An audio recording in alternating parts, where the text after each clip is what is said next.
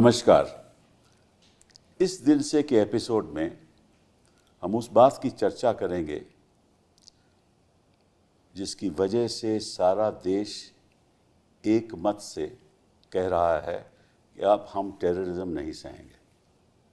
वैसारन में जो हादसा हुआ, जो 26 लोगों को बेरहमी से मारा गया, बेकसूर टूरिस्ट्स, मासूम लोग, वो बेचारों के पास कोई रास्ता भी नहीं था, क्योंकि ये पहलगाम से लगभग 5-6 किलोमीटर है।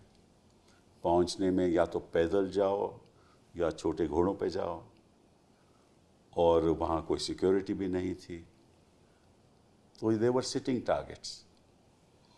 अब पाकिस्तान का रवैया तो हमेशा रही रहा है, उनकी जो मिलिट्री की नीति है वो यही है, कश्मीर का मुद्दा रोज़ रोज़ उठाना और अपनी मिलिट्री इस्टेब्लिशमेंट को बरकरार रखना। 2000 से ये सिलसिला चल रहा है।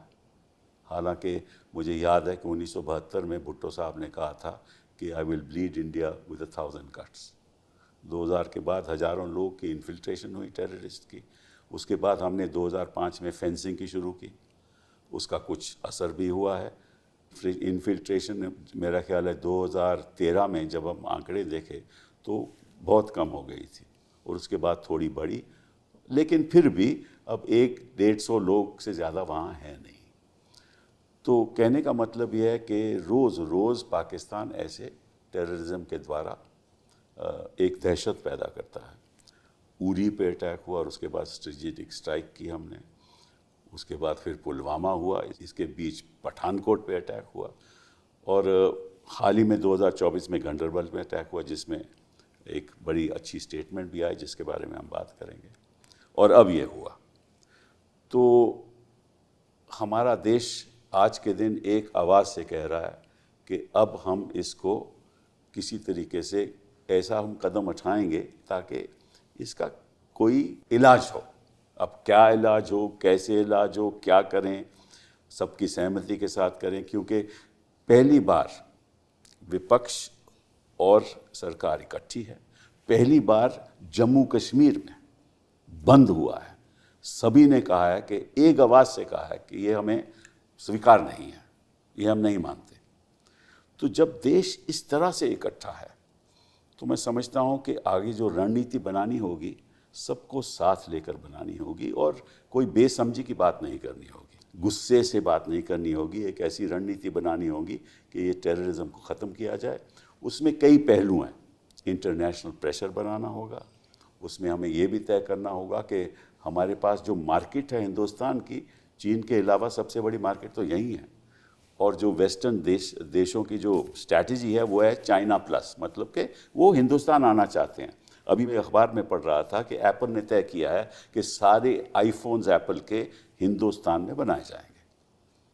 तो अगर हमारी मार्केट वेस्टर्न देश चाहते हैं तो निश्चित रूप से उनको कुछ तो करना होगा पाकिस्तान के प्रति।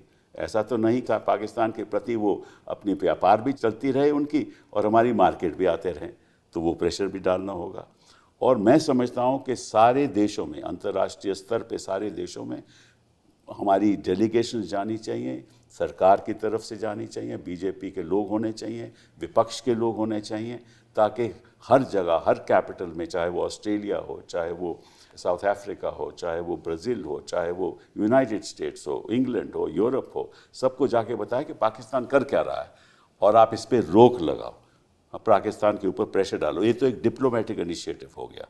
दूसरे इनिशिएटिव जिसके बारे में हम बात करेंगे, और बात यह है कि अब हद से बाहर है सब बात। अब मुझे याद है कि वाजपेयी जी ने कहा कि आर पार की लड़ाई, अब आर पार की लड़ाई हो सकती है, हो नहीं सकती, उसके बारे में भी बात करेंगे।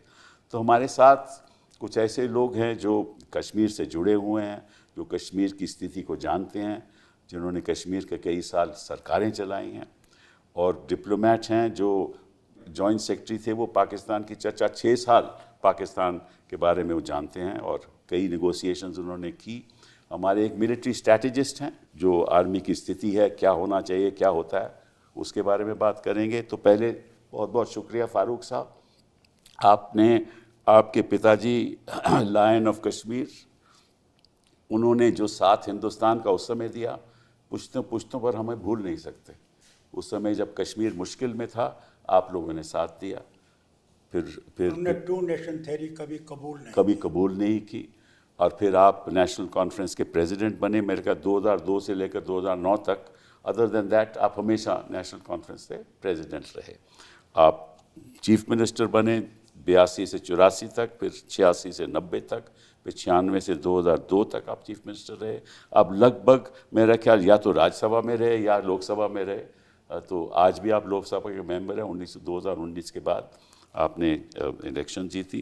पहले आप बीजेपी की सरकार में भी थे, यूपीए की सरकार में भी थे, लेकिन आपका मकसद हमेशा रहा कि कश्मीर हिंदुस्तान का हिस्सा है, कश्मीर हमेशा यहाँ रहेगा, कश्मीर का पाकिस्तान से कोई ताल्लुक नहीं, और हम जो ये गंगा जमनी तहजीब है उसको बरकरार रखेंगे। तो बहुत बहुत शुक्रिया आपका यहाँ आने का। Vivek ji, thank you very much for being here. You've been a diplomat for many years, got into the foreign service in 1975। 73 से 75 तक आपने पढ़ाया भी, हिस्ट्री पढ़ाया, इलाहाबाद यूनिवर्सिटी में पढ़ाया आपने। और आप कायरो रहे, अबू धाबी रहे, वाशिंगटन रहे, कुआलालंपुर रहे, और फिर आप एम्बेसडर म्यांमार, अफ़गानिस्तान, थाईलैंड में रहे। और इस बीच आप 2002 से लेकर मेरे ख्याल 6 साल लगभग आप जॉइंट सेक्रेटरी रहे। 95 टू 95 से 2001 तक आप जॉइंट सेक्रेटरी रहे पाकिस्तान डेस्क पे। हाँ, और फिर आप अफ़गानिस्तान एम्बेसडर भी रहे 2002 से 2005 तक। और फिर सेक्रेटरी वेस्ट के द्वारा आपकी बड़ी जानकारी रही जो हो रहा था अफ़गानिस्तान, ईरान और पाकिस्तान उस समय। और 2011 के बाद हम आपके जो आर्टिकल्स है रोज़ पढ़ते हैं अखबारों में। हाँ, और टीवी पे आके आप जो जानकारी देते हो कम ही लोगों को मालूम है। तो बहुत बहुत धन्यवाद आपका यहाँ आने का। मेजर जनरल साहब, thank you very much for being here. 3.5 decades of leadership and administrative experience आपका रहा। एंड आप पहली बार कमीशन हुए आर्मर्ड कोर में 1978 में, commanded the armoured regiment and armoured brigade. और आप वशिष्ठ सेवा मेडल आपको 1992 में मिला। आप रशिया गए, वहाँ अटैशी रहे। हाँ, और तब कारगिल वॉर भी हुई जब आप वहाँ रशिया में थे। और उसके बाद फिर ऑफ कोर्स आप रिटायर हुए। और इन चीज़ों के बारे में आपको जो स्थिति वहाँ की है कश्मीर में, वो आप जानते हो। फारूक साहब बताइए, अब हम करें क्या? देखिए, ये आज की बात नहीं है। पाकिस्तान ने कभी कबूल नहीं किया है कि हम हिंदुस्तान का हिस्सा हैं। अफसोस इस बात का है। दूसरी बात यह है कि वो समझते हैं क्योंकि हम मुसलमान हैं, हम उनकी जेब में हैं। वो गलतफहमी आज उनको साबित हो गई होगी जब सारे जम्मू कश्मीर के लोग इकट्ठे होके इस जो कांड हुआ इसके खिलाफ खड़े हो गए। और ये कहा, पहली बार 35 साल में पहली बार हमने ये देखा, खड़े होके कहा यह हम कबूल नहीं करते। और ये एक वो चीज़ है जो इंसानियत के ख़िलाफ़ है और कश्मीरियत के ख़िलाफ़ है। बिल्कुल सही। यह हम कबूल नहीं करते। और हम ये बार बार उनसे कह रहे हैं, बंद करो, बहुत हो गया। अगर दोस्ती में रहोगे तो तुम भी तरक्की करोगे, हम भी तरक्की करेंगे। मगर वो समझते नहीं हैं। वहाँ अफसोस तो मुझे इस बात का है, फ़ौज या तो हमसे बांग्लादेश का बदला ले रही है, जबकि बांग्लादेश हमने नहीं किया। बांग्लादेश उनकी मेहरबानियों से हुआ क्योंकि उन्होंने जो उनसे नाइंसाफ़ियाँ की ईस्ट पाकिस्तान से, उन्होंने उनसे नाता छोड़ने की ठान ली थी। और ये समझते हैं कि हम उसके जिम्मेवार हैं। हम जिम्मेवार नहीं हैं। और आज तक वो इसको भूले नहीं। पर रास्ता क्या और है? ये फौज है। रास्ता देखिए, आपने बालाकोट भी कर लिया, तब भी वो नहीं समझे। अब बताइए मुझे, मैं तो ये कहूँगा डिप्लोमेटिक चैनल भी बंद नहीं करनी चाहिए और वर्ल्ड को साथ लेके चलना है। अकेले हम ये लड़ाई लड़ेंगे तो वो एक तरफा हो जाएगी। जब तक हम अपने दोस्तों को, बाकियों को साथ नहीं लाएंगे, ये ख़त्म नहीं होगा। उनको एक ही दफ़ा ये पता चलना चाहिए कि दुनिया उनके साथ नहीं है। अगर ये हो गया तो हो सकता है कुछ वक्त के लिए मत ये ठंड जाए। बाकी मैं नहीं कह सकता हूँ कि वो कभी बंद करे। जब तक वहाँ फौज का रूल होगा और वहाँ लोगों का रूल नहीं होगा, फौज तो अपना दिखाना चाहती कि वही है। वहाँ तो वो पाकिस्तानी लोगों को ये कहते हैं हम ही हैं जो तुम्हें बचा सकते हैं और कोई बचा नहीं सकता। इसको कैसे हम दूर करें, ये मैं समझता हूँ आज एक डिसिसिव मीटिंग होनी चाहिए जिसमें हमारे प्रधानमंत्री सारे देशों के पूरी पार्लियामेंट का सत्र स्पेशल बुलाना चाहिए। हाँ, बुलाना चाहिए। जैसे कश्मीर में हमने स्पेशल सेशन बुला लिया असेंबली का, यहाँ भी पार्लियामेंट का स्पेशल सेशन होना चाहिए जिसमें उनके हाथ मजबूत किए जाएंगे और एक आवाज़ जाएगी सारे वतन की तरफ से कि हम ये कबूल करने के लिए तैयार नहीं हैं और जो भी कदम आप उठाएंगे हम उसके साथ हैं। ये बहुत अच्छा सुझाव दिया है आपने। काजू साहब, आपसे मैं एक पूछना चाहता हूँ। अब ट्रंप ने कहा है कि भाई both Pakistan and India are my friends. उसको मालूम है कि ये हादसा हुआ है, उसने प्राइम मिनिस्टर साहब से बात भी की है, फिर भी उसने ये कहा है कि India and Pakistan are both my friends. उसको भी मालूम है कि जो पाकिस्तान स्टेट है वो फेल हो चुकी है।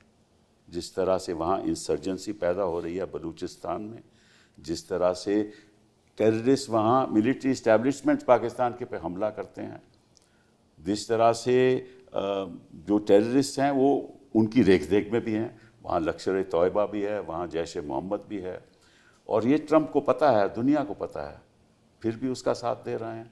और इनके पास कुछ और वेपन ही नहीं है पाकिस्तान इस्टेब्लिशमेंट के साथ, केवल ये कि भाई टेररिज्म हिंदुस्तान में करके कश्मीर के बारे में अंतर्राष्ट्रीय स्तर पर आवाज़ उठाना। कपिल जी, मैं 3 बातें कहूँगा। मेरा अपना अनुभव यह है कि अंतर्राष्ट्रीय समुदाय को डिप्लोमेटिक वर्ल्ड में खाली अपने हितों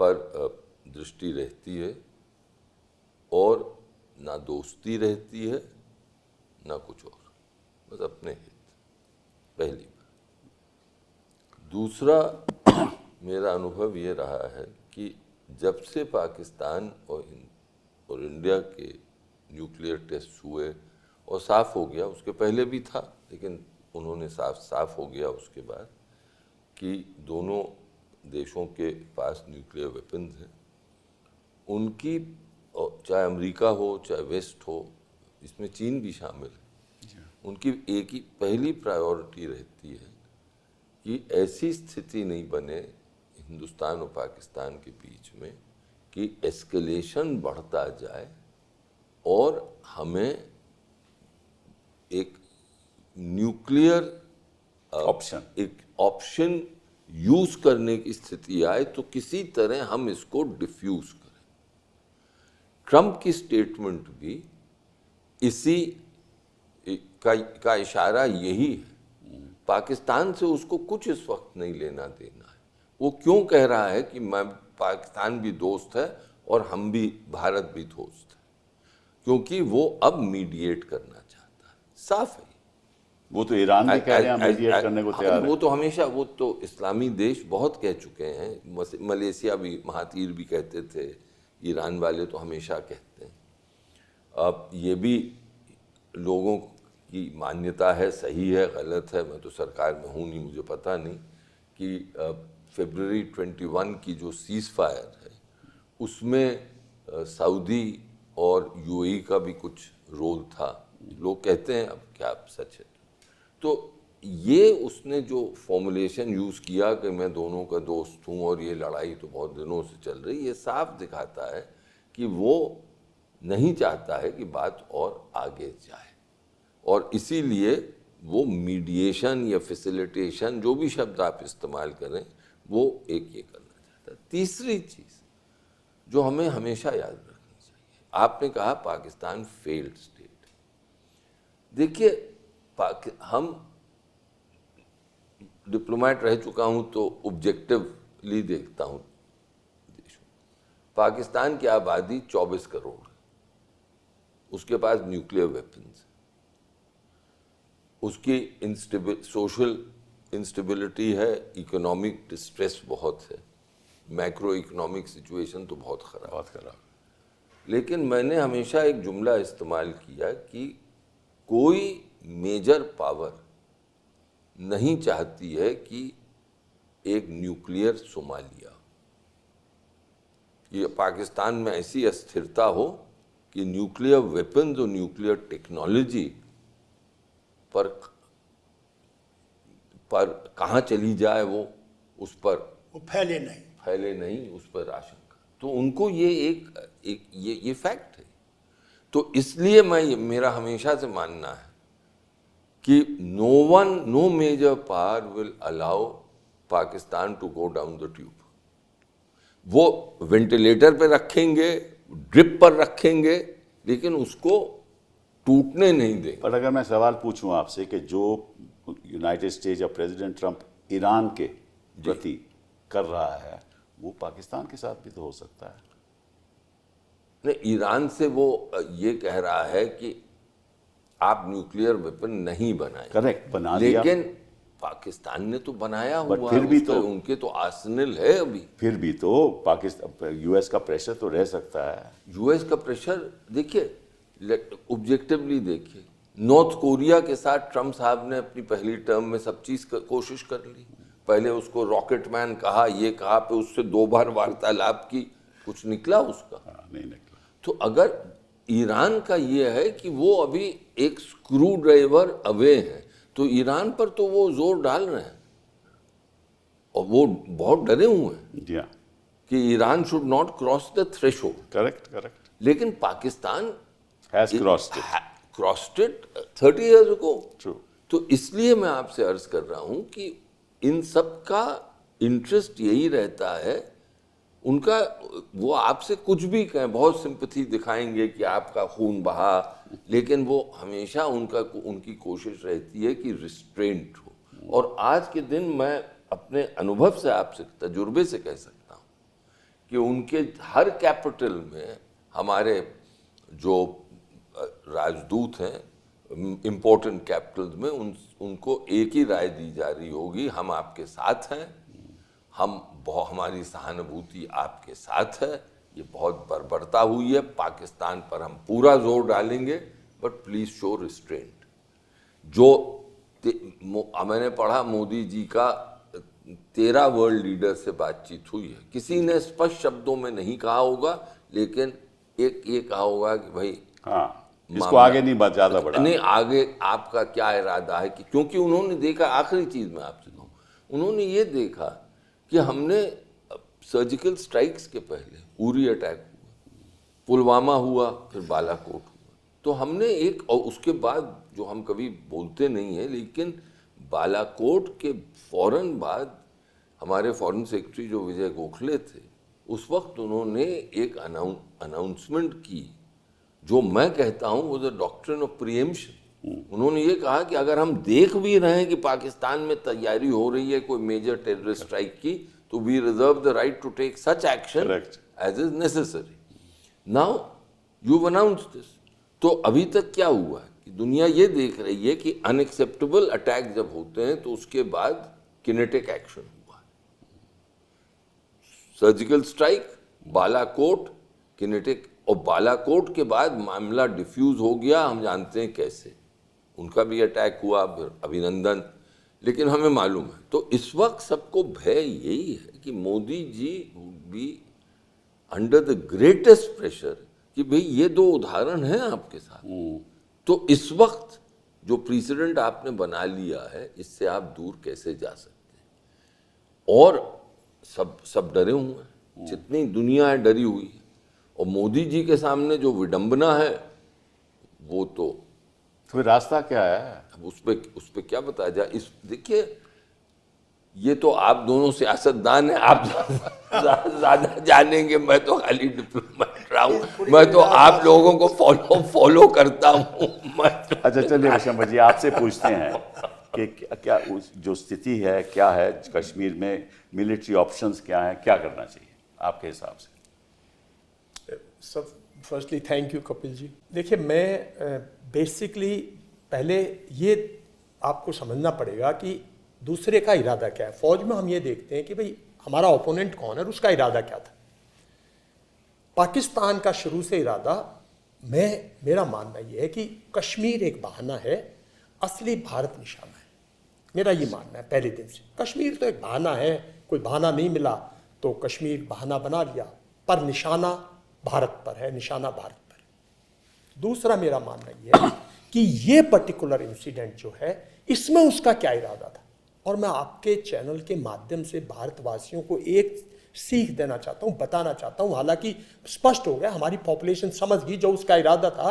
हमारी पॉपुलेशन ने नकार दिया, कश्मीरियों ने नकार दिया, हिंदुस्तान में समझदार लोगों ने नकार दिया कि भाई उसका इरादा था। उसके 3 इरादे थे। एक, जम्मू एंड कश्मीर में 5-6 साल बाद एक डेमोक्रेटिकली इलेक्टेड गवर्नमेंट मैंडेट के साथ आई है, और एक ऐसा लीडर जो यंग है, जिसने पहले 5 साल उस राज्य को चलाया था, उस जनता ने उस यूथ लीडर पे, उस यंग लीडर पे दोबारा से भरोसा दिया है कि भाई आपने अच्छा काम किया होगा तभी तो इतना भरोसा दिया है। तो how to undermine this government, मतलब इसको कैसे अंडरमाइन किया जाए डेमोक्रेटिक। देखिए जब निशाना बनता है ना, जब आप जम्मू एंड कश्मीर के अंदर डेमोक्रेटिकली इलेक्टेड गवर्नमेंट ना रहे, वहां प्रेसिडेंट रूल चलता रहे, वहां उग्रवाद चलता रहे, वहां भारतीय लोग जाते डरे, तो उसका इरादा तो ये है कि भाई वहां टूरिज्म ना हो। तो थोड़े दिन बाद लगेगा कि भाई ये तो टूरिज्म हो ही नहीं रहे, तो सरकार फेल है, या तो इकोनॉमिक कंडीशंस फेल है। वहां हिंदू मुस्लिम का मुद्दा उठा दो तो यहां पूरे देश में हाहाकार मच जाएगी। और यहाँ कहीं ना कहीं कॉन्फ्लिक्ट स्टेट और इस लेवल का जो स्टेट और सेंटर रिस्पॉन्सिबिलिटीज को उठा दो तो यहाँ बहुत से लोग हैं। हमारे यहाँ बहुत लोग हैं जो असलियत में ISI की चाल को नहीं समझते, लेकिन वैसे बुद्धिजीवी हैं। तो उसके ये 2 इरादे हैं। एक लॉन्ग टर्म इरादा, जिसमें कि भाई भारत को किसी भी तरह पनपने नहीं देना, इकोनॉमिकली नहीं पनपने देना, कोहेशन नहीं आने देनी। यहाँ क्योंकि ये डेमोक्रेसी है, अगर 140 करोड़ पीपल डेमोक्रेटिकली उन मुद्दों पर एक साथ हो जाए तो दुनिया में कोई नहीं रोक सकता। फिर हम लोग इंटेलिजेंट हैं, एंटरप्रेन्योर हैं, हमारे यहाँ हिस्टोरिक सब कुछ है। तो उसके ये 2 इरादे। अब इस इरादे में हम सब कुछ कर चुके उसको मनाने के लिए। क्या 70 साल में बातचीत नहीं हुई? क्या पिछले 35 साल में डिप्लोमेटिक एफर्ट नहीं हुआ? क्या आपने इकोनॉमिक ट्राई नहीं किया? आज तो ना आपके उसके साथ कोई इकोनॉमिक रिलेशंस है, ना आपके साथ कोई ऐसे डिप्लोमेटिक रिलेशन है जिसको कहो मैं विड्रॉ कर दूं और जिससे इम्पैक्ट पड़े। और पाकिस्तान की पॉपुलेशन पर और पाकिस्तान की जो लीडरशिप है, चाहे पॉलिटिकल लीडरशिप हो चाहे मिलिट्री लीडरशिप हो, उस पर कोई असर नहीं पड़ता कि आप कितने टेररिस्ट मारते हो। वहां कोई मातम नहीं बदलता। वहां फारूक साहब की तरह कोई आंसू नहीं बहाता, कोई दुखी नहीं है कि भाई मेरे यहाँ 26 आदमी मेरे यहाँ नागरिक मार दिए, हमारे यहाँ डिसेंशन फैलाई। दुख होता है ना वहाँ। कभी आपने दुख देखा है किसी को? कभी आपने POK के अंदर किसी को ये देखा कि भाई हमारे 20 टेररिस्ट मर गए, रो रहे हैं लोग? नहीं ना, क्योंकि ना वहाँ माताएं रोती हैं, ना बहनें रोती हैं, ना वहाँ दुख होता है, ना कोई असर नहीं पड़ता। जहां तक सर्जिकल स्ट्राइक है आपने की, लेकिन क्या पाकिस्तान उसके बाद किसी निगोशिएटिंग टेबल पे आया? नहीं आया ना। तो आपको आज ऐसा करना पड़ेगा। मैं बिल्कुल इंटरनेशनल कम्युनिटी पे किसी किस्म का कोई विश्वास नहीं करता हूं। पाकिस्तान को अगर निगोशिएटिंग टेबल पे लाना है ना, अपनी टर्म्स एंड कंडीशंस पे, तो एक ही तरीका, एक ही आपके पास बचा हुआ है। और जो सारा भारत में 90% लोग कहेंगे, जनरल साहब जो वॉर मॉन्गर है, एक ही तरीका बचा है कि आपको उसकी मिलिट्री पावर को इतनी पावरफुल से स्ट्राइक करना पड़ेगा। आपके डैमेजेस होंगे, आपको नुकसान भुगतना पड़ेगा, आपके इकोनॉमिक लॉसेस होंगे, आपको हो सकता है आपके ह्यूमन लॉसेस हो। पर अगर 91 से ह्यूमन लॉसेस देखो, जो कि फारूक साहब तो गिन सकते हैं ना। और मैं एक और आपको बताऊंगा, 2001 to 2006 बहुत इंसिडेंट्स हुए सिविलियंस पे। आप पन्ने उठा के देखो, किसी को भी बोलो थोड़ी सी रिसर्च करेगा, 2006 से 2017 तक सिविलियन पॉपुलेशन पे फारूक साहब बिल्कुल नहीं। और जो मैं बार बार क्यों कह रहा हूं, और जो उमर साहब की वो 5 इयर्स थे, उसमें तो उसमें तो ऐसा हुआ नहीं, उसमें टूरिज्म बहुत हुआ, कम, बहुत फ्लोरा कम, हुआ। बहुत तो ऐसी स्ट्राइक, तो वो अब इस स्टेबिलिटी को डिस्ट्रॉय करना चाहता है, वो किसी की नहीं सुनेगा। देखिए आपको एक चीज मैं सोच रहा था, सर बताएंगे, कि मुनीर को लग गया खून, वो कहता है देखो मैं बांग्लादेश में सक्सीड हो गया ना, वो तो क्रेडिट लेता है कि देखो मैंने कहा था ना मैं भगा दूंगा इनको। वो थोड़ी कि वो चाहे उसने CIA को यूज किया हो, चाहे उसने ब्रिटिशर्स को यूज किया हो, मेरे सारे के सारे जितने थोड़े बहुत वीजा लगते हैं सब बंद हो जाएंगे, पर हेल विद इट, मैं मान रहा हूं उसने जिस मर्जी को यूज किया हो, लेकिन जो उसका एजेंडा था, जो प्रो इंडिया गवर्नमेंट थी, जो एक ऐसी लीडरशिप थी जो हमेशा ही चाहती थी बांग्लादेश और इंडिया प्रॉस्पर करें दोनों, उस लीडरशिप को पहले तो उस लीडरशिप को बहका दिया, एक हवस का रूप दे दिया उस लीडरशिप को, उस लीडरशिप से कुछ गलतियां करवाई, और फिर उस लीडरशिप को इतनी बुरी तरह से किया कि उसके पास 6 घंटे भी नहीं थे कि अपनी जान बचा लो, भागे। तो मुनीर साहब को लगा हुआ है इस टाइम पे खून। चलिए, किसी के कहने से वो नहीं आएंगे बात करने, चलिए। आपको बाध्य करना पड़ेगा मिलिट्री पावर यूज करके उनको नेगोशिएटिंग टेबल कि इसमें असहमति भी हो सकती है जो आपने स्ट्रैटेजी बताई हो, जैसे विवेक जी ने कहा कि ऐसा ना हो कहीं कि वो ऑप्शन पाकिस्तान इस्तेमाल करने की सोचे।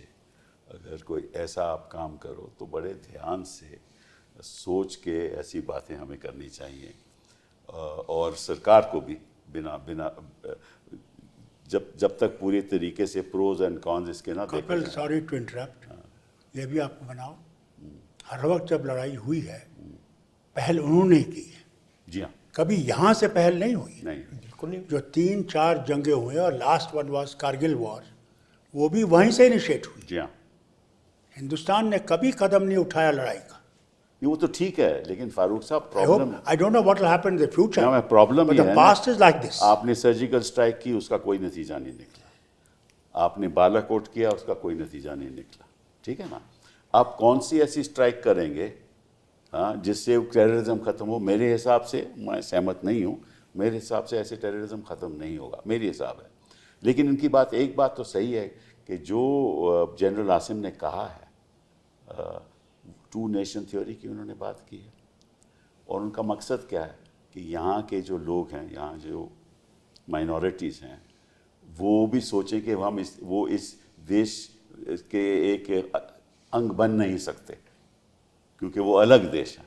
तो ये एक मैसेज दिया जा रहा है, और कोशिश कर रहे हैं उसका भी हमें शिकार कि नहीं हम होना डिवाइड चाहिए। हों। हाँ, तो तभी मैं हिंदू और मुसलमान आपकी राय पूछना चाहता हूँ, और ज्यादा दूर। सर, और उसने तो अगली मुल्क जनरेशन को को खत्म सीख कर दी दिया। है। तो आपकी राय मैं पूछना चाहता हूँ कि इसके बारे में, this 2 nation theory and what is trying to. मैं तो आपसे ये कहूँगा, मेरे वालिद ने कभी ये कबूल नहीं किया।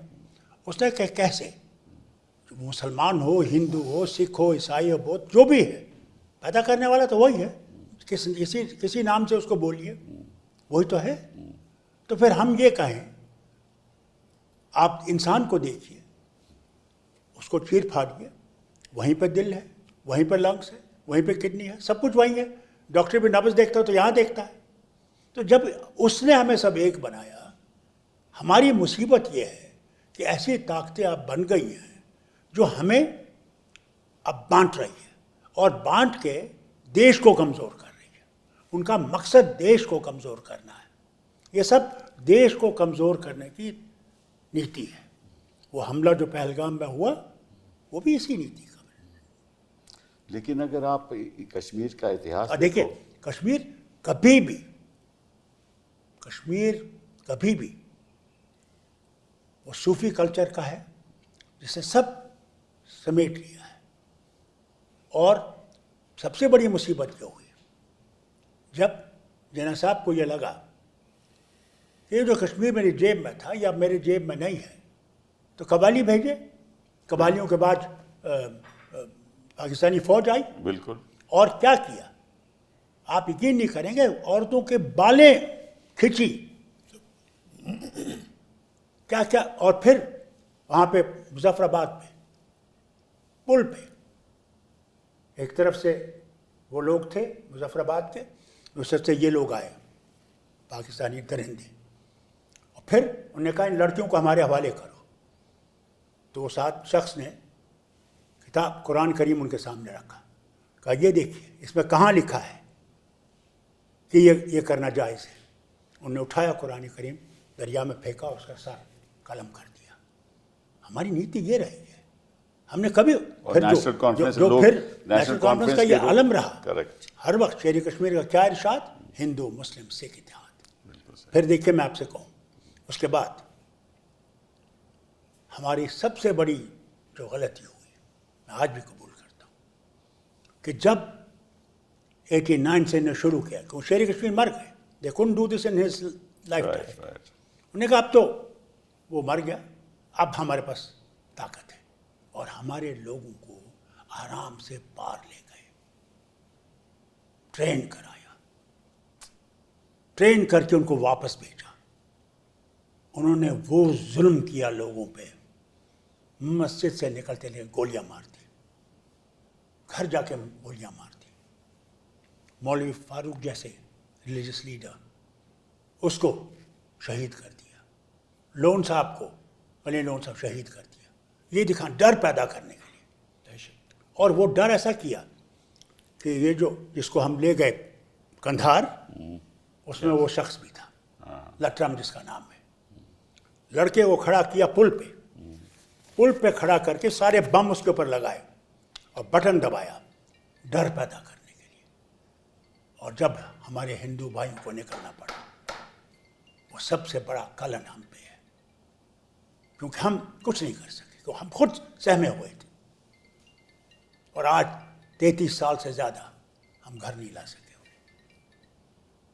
यह है क्योंकि हमें डर है, जो उनने आज किया वो उनके साथ फिर कर सकते थे। हम उनकी कुर्बानियाँ नहीं देना चाहते। जनरल साहब ने एक बात कही जिसका मैं आपसे कुछ राय सुनना चाहता हूँ। कपिल साहब, मैं एक छोटी सी बात बीच में इंटरजेक्ट जरूर करूं? जरूर जरूर। देखिए, क्योंकि 1947 की बात जब आप आती है, आज देश में दुनिया भर में एक बड़ा गलत सा इंप्रेशन जाता है। लेकिन एक बात माननी पड़ेगी आपको, कॉन्फिडेंस देखिए नेहरू जी का, और कॉन्फिडेंस देखिए शेख साहब का। वो यूएन में कह देते कि आप इनकी फौज हटा लो, हम लोग यहाँ पे प्लेबिसाइट करने को तैयार है। मतलब वो इतने टावरिंग लीडर थे, उन लोगों में इतना भरोसा था भारत के प्रति, वो जानते थे कि हम किसी भी प्लेबिसाइट में आम आदमी जो है वो भारत को नहीं छोड़ता, वो भारत के साथ है। ये उनका उस वक्त का कॉन्फिडेंस था। उस वक्त ये कॉन्फिडेंस जब था। वो प्लेबिसाइट का जो करने वाला तो था, उसको चूज करते थे, तो वो ऑब्जेक्शन करते थे, ये हिंदुस्तान का वो साथ लेगा।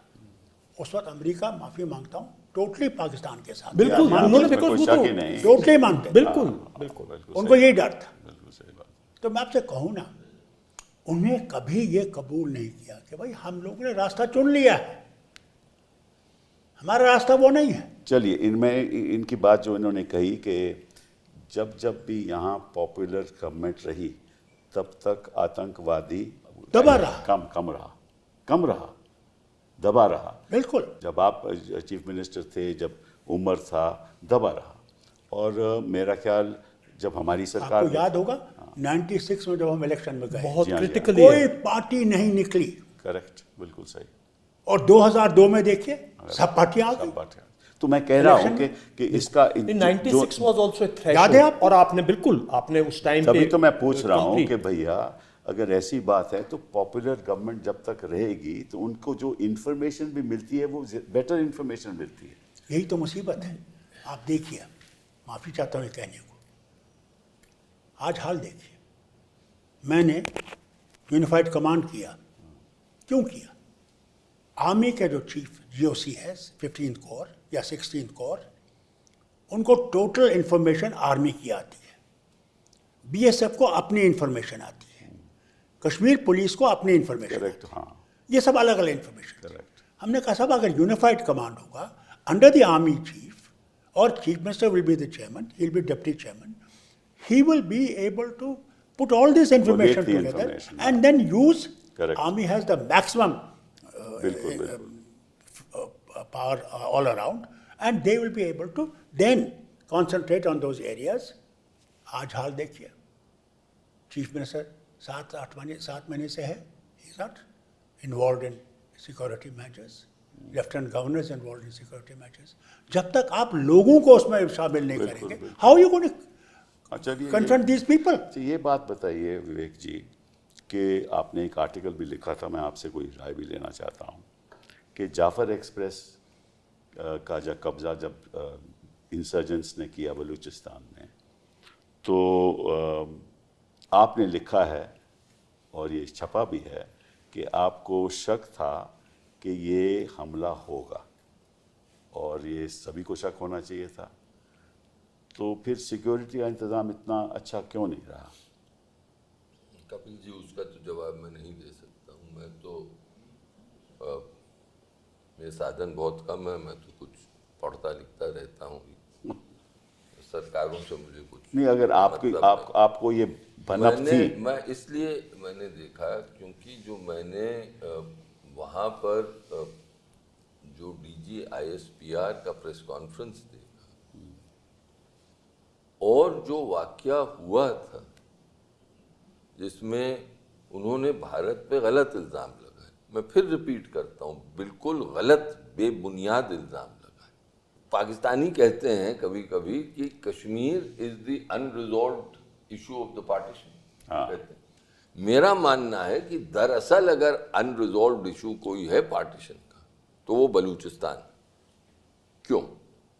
क्योंकि बलूचिस्तान में जिस दिन से पाकिस्तान ने उसको एमैलगमेट किया, कब्जा किया, और ये एक बहुत कम जानते हैं कि जिन्ना साहब खुद बलूच नवाब ऑफ कलात, और ये बलूचिस्तान तो वाकई उन्हीं का था, नवाब ऑफ कलात के वकील थे। अच्छा, ये नहीं हमें मालूम था। नवाब ऑफ कलात के वकील थे और अंग्रेजी हुकूमत से ये आर्ग्यू करते थे कि ये इंडियन प्रिंसली स्टेट सिस्टम का साफ पार्ट नहीं है। इसलिए जब अंग्रेज यहाँ से विड्रॉ करेंगे तो बलूचिस्तान इंडिपेंडेंट होना चाहिए। जिन्ना साहब, अच्छा, फिर 4 अगस्त 1947 तक मुस्लिम लीग ने नवाब साहब को ये आश्वासन दिया कि आपके साथ कुछ ऐसा नहीं होगा। जिस दिन 14 अगस्त आया साहब, 10 दिन में जिन्ना साहब बिल्कुल पलट गए। उन्होंने कहा कलात तो हमारा है, बलूचिस्तान हमारा। और जैसे कश्मीर में अंग्रेजों ने, सर आपको तो मुझसे ज़्यादा मालूम है, उन्होंने कुछ लीज पे ली थी ज़मीनें जो कि सारा गिलगित पूरा वगैरह, गिलगित, जो कि उसी तरह साहब क्वेटा और ये सब इलाका जो था वो नवाब ऑफ कलात से लीज पे लिया हुआ है। अच्छा। और ये जस्ट बिफोर इंडिपेंडेंस 14 अगस्त के पहले उन्होंने लौटा दिए कलात को। और फिर ये सब वहां पे वाकया हुआ। तो मैं क्यों ये कह रहा हूं? क्योंकि इंसर्जेंसी जो शुरू हुई बलूचिस्तान में वो पहले दिन से शुरू हो गई, और आज के दिन जो इंसर्जेंसी चल रही है बलूचिस्तान, वो 5th इंसर्जेंसी है कपिल जी, 5th, और वो चल रही है आज की।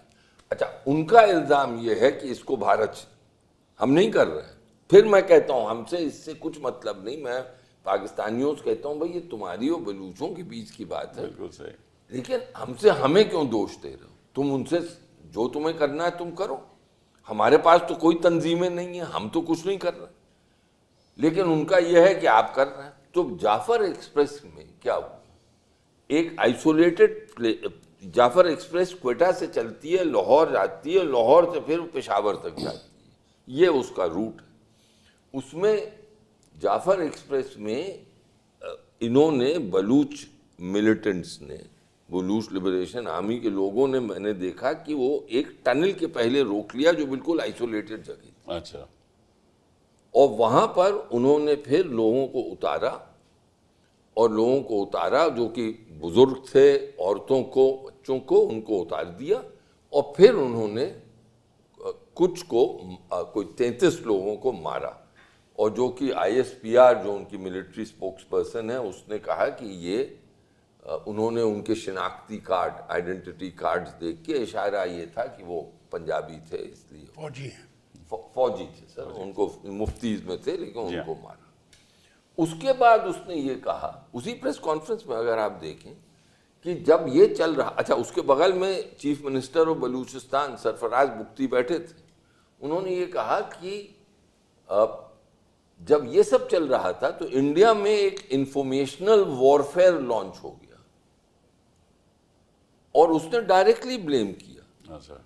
उसके बाद पाकिस्तान में उनकी नेशनल सिक्योरिटी कमेटी की मीटिंग हुई, पार्लियामेंट्री कमेटी की मीटिंग हुई, फॉरेन अफेयर्स की, उन्होंने बड़े नरमी के बयान दिए, लेकिन पाकिस्तान में तो जो फौज चाहती है वही होता है।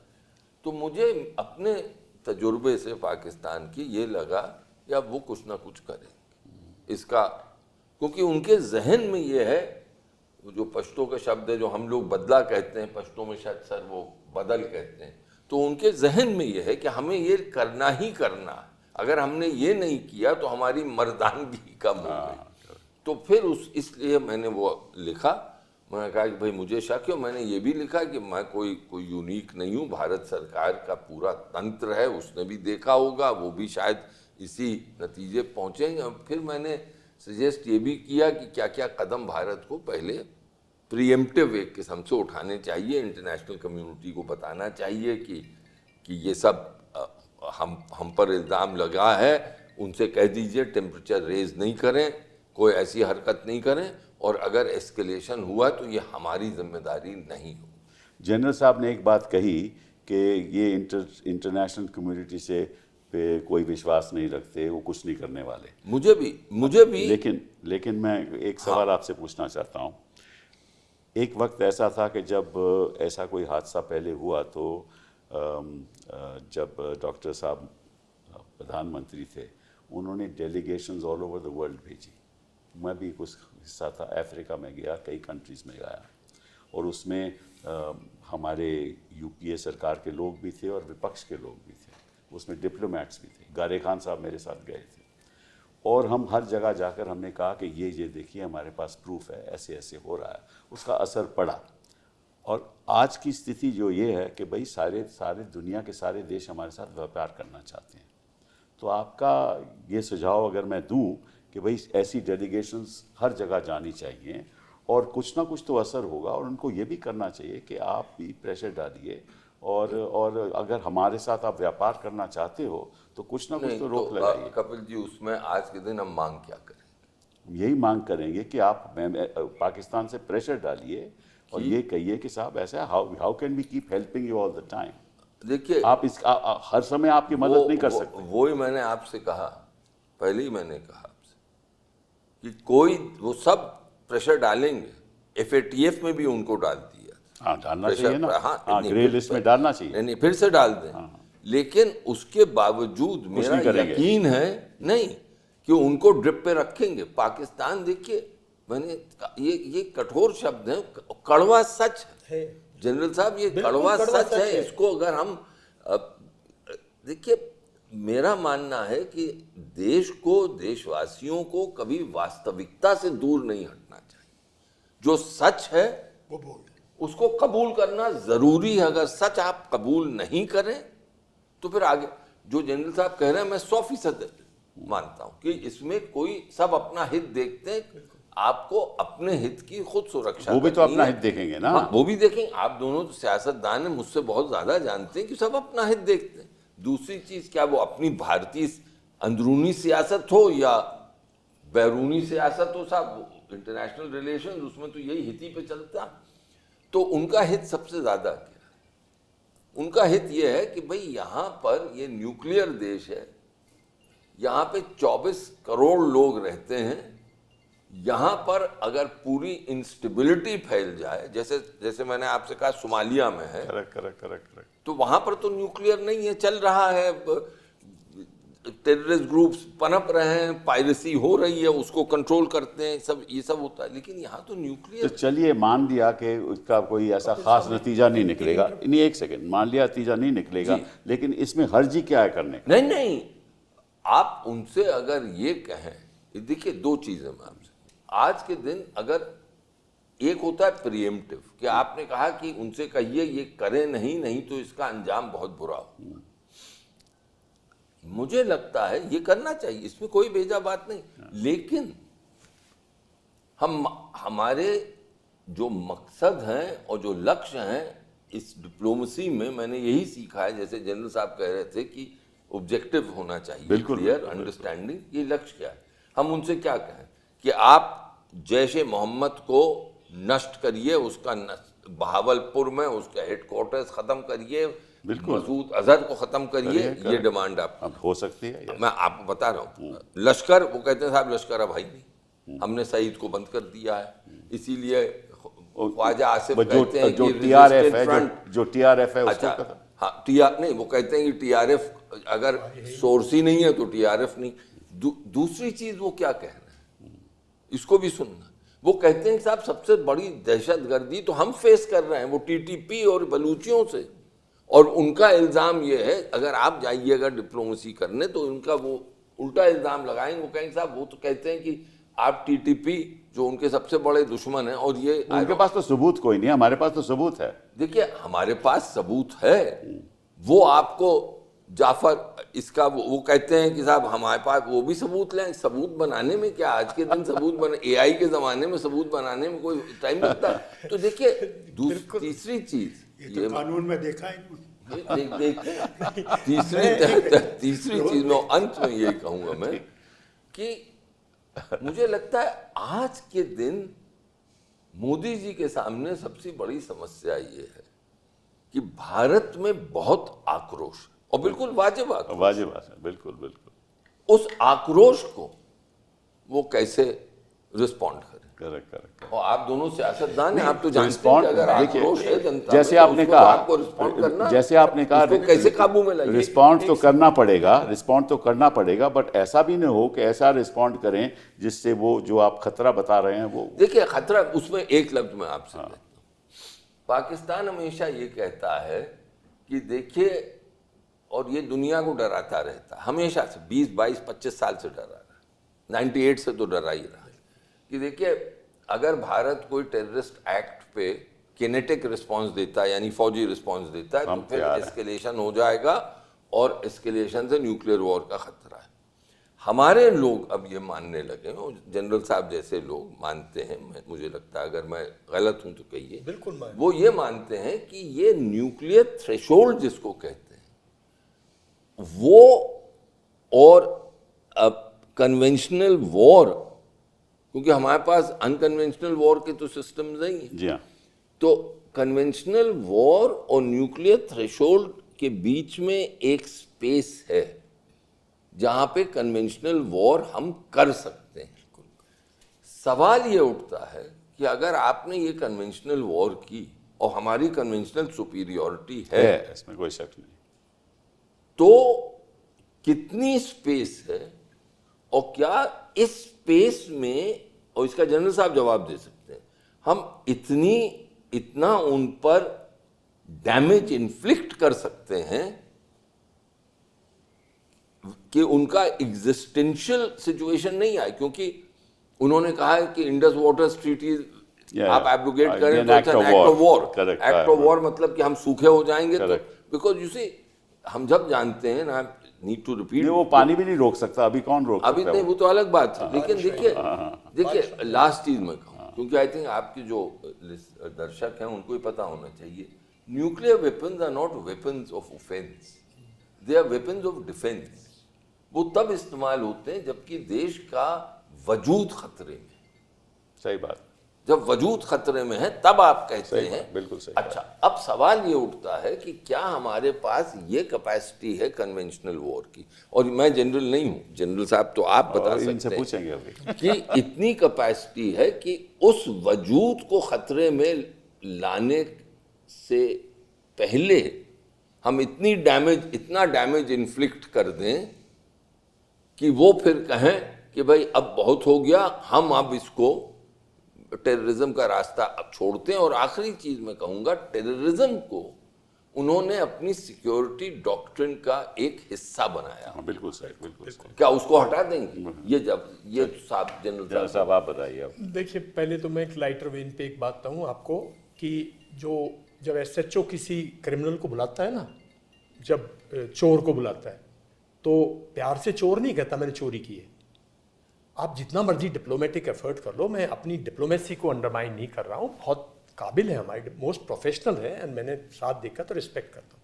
वो एक चोर है, जब तक उसको कुछ लगेगा नहीं वो बोलेगा नहीं मैंने चोरी की है, मैं मुझे माफ कर दो। ये तो वो तो एक नोन थीफ है जिसको कुछ ना कुछ तो पनिश करना पड़ेगा। मगर कस्टोडियल इंटेरोगेशन होनी चाहिए, जैसे मतलब SHO नहीं, करता है। कस्टोडियल इंट्रोगेशन से गुजारा नहीं होगा, थर्ड डिग्री उसको चाहिए एक बार, मेरा मानना ये है। और बिल्कुल देयर इज ए थ्रेशोल्ड। और दूसरी बात ये है, देखिए आप 2 एग्जाम्पल लीजिए। आज मुनीर साहब जो हैं अपने आप को डिफैक्टो, मतलब देखिए शरीफ साहब थोड़ी इकोनॉमी रिवाइव करने की कोशिश कर रहे हैं, लेकिन मुनीर साहब अपने आप को डिफैक्टो जो है वो पाकिस्तान के कर्ता धर्ता मान चुके हैं। सही बात। उनमें और याह्या खान में और अयूब खान में बहुत कम फर्क है साहब। अयूब खान को भी हमने नहीं भगाया था, उनकी जनता ने भगाया। जब जूते पड़े जनता ने भगाया। याह्या खान को जब जूते पड़े जनता ने भगाया साहब, और वो नेगोशिएटिंग टेबल पे आए। ये हमारी उदारता है, क्योंकि हमने कभी ये सोचा ही नहीं कि कश्मीर जो है वो उनका कहीं, कश्मीर तो बहाना है ना, मैंने बोला हम हमेशा से कुछ लोग ये सोचते रहे, वरना टर्म्स एंड कंडीशंस हमारी थी, भुट्टो साहब की मजबूरी थी, सबकी मजबूरी थी। 1 लाख लोग प्रिजनर थे, हम लोग उनकी टेरिटरी में बैठे थे, तो साहब वो निगोशिएटिंग टेबल पे आए। ये 2 टाइम पे, कारगिल के बाद निगोशिएटिंग टेबल पे लाए? निगोशिएटिंग टेबल पे आएगा, कन्वेंशनल वॉर के जरिए आएगा, जब आप उसको ड्रॉ करोगे और आप क्लोज प्रॉक्सिमिटी की बॉर्डर में ड्रॉ करोगे, उसके सेंसिटिव एरियाज को हिट करोगे, तो उसकी मोबिलाइजेशन होगी, वो कैसे? उसकी फोर्सेस आएंगी तो डिस्ट्रॉय करोगे। जनरल साहब वो कहते हैं कि ये जो टेररिस्ट कैंप है ये मूव करते रहते हैं, आपको पता नहीं चल सकता कि आज यहाँ है कल वहाँ है। मैं कह रहा हूँ टेररिस्ट कैंप से कोई मतलब ही नहीं है, मतलब है टू ड्रॉ। मैं, लोग कंफ्यूज है। मैं कह रहा हूँ आज आप उसके 1000 टेररिस्ट बलूचिस्तान कहीं भी छुपे हुए हैं, वहां आप कुछ भी कर दो, सबको डिस्ट्रॉय कर दो, पाकिस्तान पे कोई असर नहीं पड़ता साहब। आप पूरे कैंप डिस्ट्रॉय कर दो, पाकिस्तान तो को फिर क्या करो? जब उसकी आर्मी को हिट करोगे, जब उसके लोगों में डिसेंशन आएगी साहब, आपके लोग डिसेंशन, आप समझिए आपके यहां 89 से, ये देखो ना, फरूक साहब चीफ मिनिस्टर थे, इलेक्टेड थे, ये अपनी सरकार चलाना चाह रहे थे, ये इनके आइडियाज थे। अगर आप इनके और राजीव गांधी का अकॉर्ड अगर आप पहले पढ़ो, देखो तो सही, रोड मैप देखो, लोग भूल जाते हैं। मैं I hope I am correct Farooq साहब ऑन दैट मैटर। मतलब एक विजन थी। ये सब क्यों गया? क्योंकि उन्होंने हमें दर्द दिया साहब। कश्मीर में इतनी दहशत फैला दी कि हिंदू मुस्लिम छोड़ो, मुस्लिम को हमने मुसलमानों को भी डरते देखा है, गुज्जर बकरवालों डरता है। मैं हाजी बुलंद साहब से, मतलब मेरे वो एक तरह से, लोग कहते हैं वो ये थे वो थे, लेकिन मैंने उनको बहुत नजदीक से देखा, पारिवारिक तौर पे देखा है। जब वो यहाँ कैंसर के इलाज के लिए आए थे, मैं उनको राजीव गांधी हॉस्पिटल में देखने गया हूँ।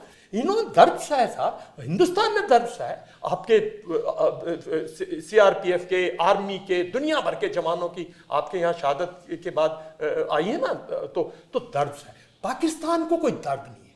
जब पॉपुलेशन को दर्द होगा, जब सेना को दर्द होगा कि हम लोग जो है पिछड़ रहे हैं, तो मुनीर साहब को अकाउंटेबल करेंगे, भगाएंगे और फिर निगोशिएटिंग टेबल पे आएंगे।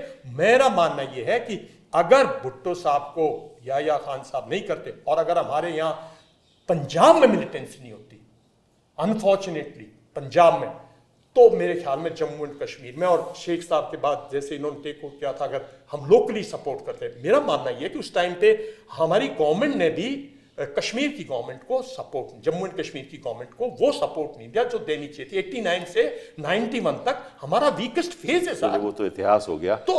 तो ये सिचुएशन आप जब ला सकते हो, जब वो नेगोशिएटिंग टेबल पे आएगा, आपकी अपनी टर्म्स एंड कंडीशंस पे कन्वेंशनल वॉर लड़िए, अपनी टर्म्स एंड कंडीशंस को उसको नेगोशिएटिंग टेबल पे लाइए। एक आखिरी बात आपसे पूछना चाहता हूँ फारूक साहब आपसे भी, कि हमने एक सिस्टम फेंसिंग का बनाया था, हमने तय किया था 2005 में, फेंसिंग शुरू भी हो गई थी और कंप्लीट भी है, लेकिन उसमें अभी 20-30% अभी ठीक तरह से, क्योंकि बर्फ़ पड़ती है, 15 फुट बर्फ़ पड़ती है, फेंसिंग ख़राब हो जाती है।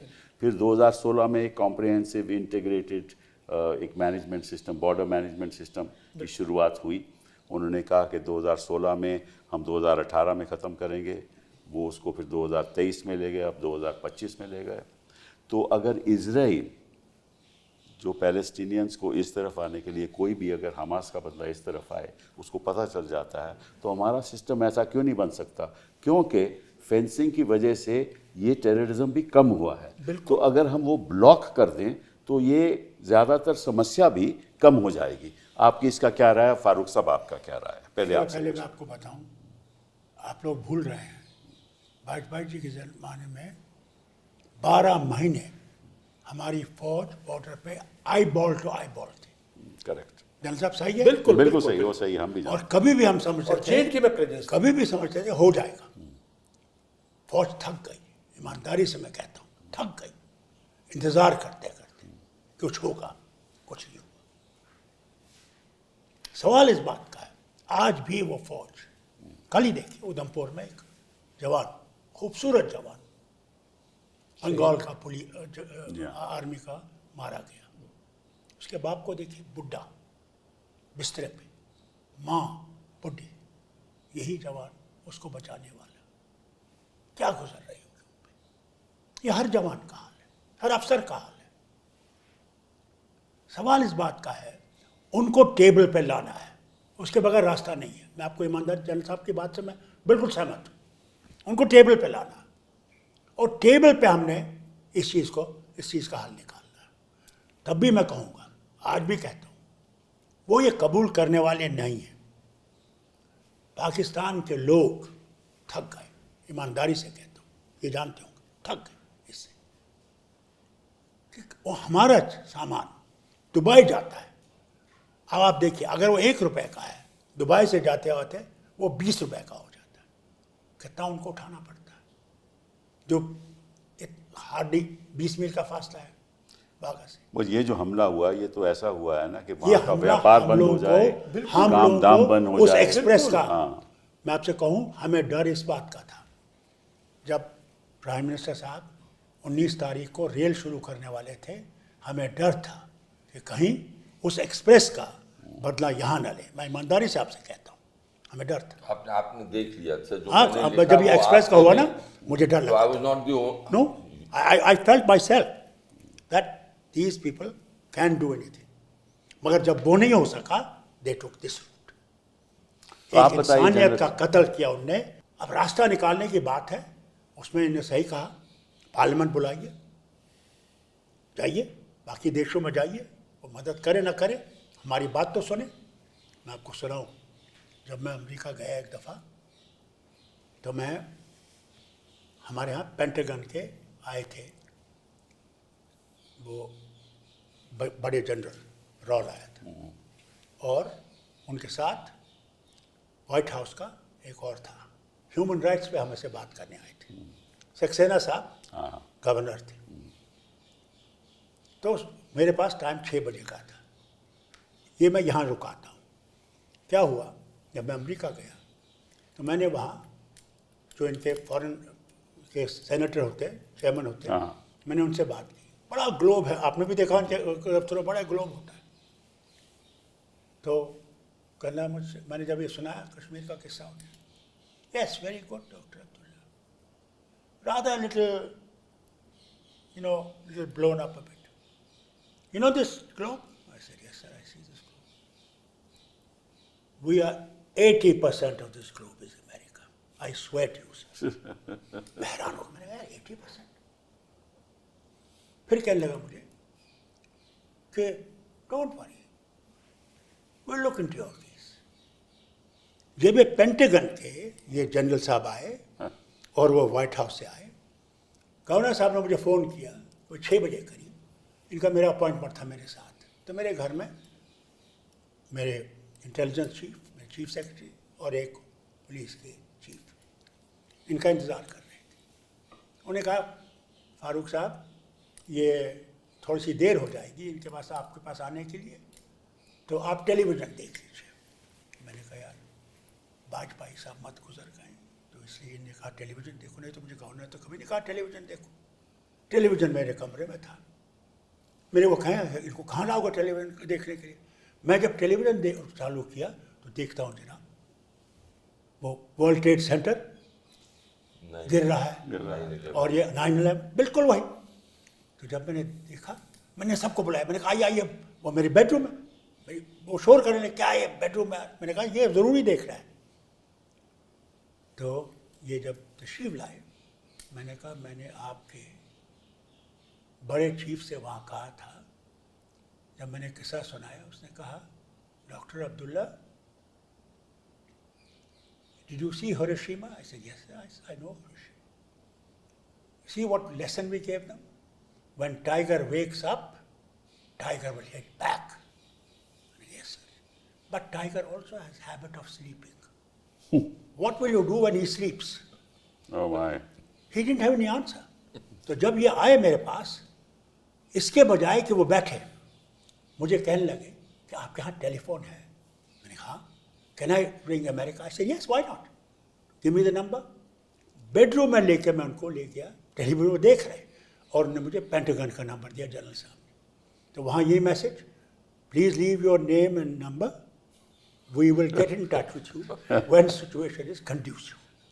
तो मैंने जनरल साहब को सुनाया, वहाँ तो ये मैसेज है. तो वो जो सेनेटर साहब हैं, वो कहते हैं, can you put me through to White house?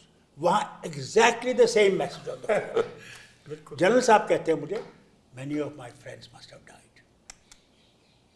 मैंने कहा, sir, when I said this thing to that man, he said, this is, I said, wait till those people will come to your soil. Yeah. Today you see them This in is your a soil. global issue now. This is really. Yes. अच्छा, आप बताइए वो fencing की बात जो मैं कर रहा देखिए, फेंसिंग इफेक्टिव है और इलेक्ट्रॉनिक फेंसिंग और भी इफेक्टिव हो सकती है. और इलेक्ट्रॉनिक मीन जो हैं, अगर आप कंप्लीट कर दें उसको, तो वो इफेक्टिव होगी. लेकिन एक बात माननी पड़ेगी कि हम एक डेमोक्रेसी हैं, और एक बहुत बड़ी डेमोक्रेसी है, और बहुत बड़े, हमारा बहुत बड़े बॉर्डर्स हैं, बहुत और ऑप्शंस हैं टेररिस्ट के बाद.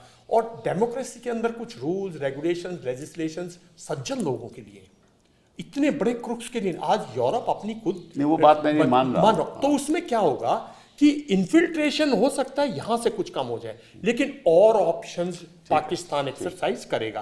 पर सर्टनली जो फेंसिंग है उसको स्ट्रेंथन करते रहना चाहिए. उस पर एक्सपेंडिचर होगा, पर स्ट्रेंथन करते रहिए उसको. इलेक्ट्रॉनिक मीन्स से और वाइबल कीजिए, इसमें कोई doubt लगता है कि सभी की यही सहमति है कि भाई कुछ ना कुछ होना चाहिए.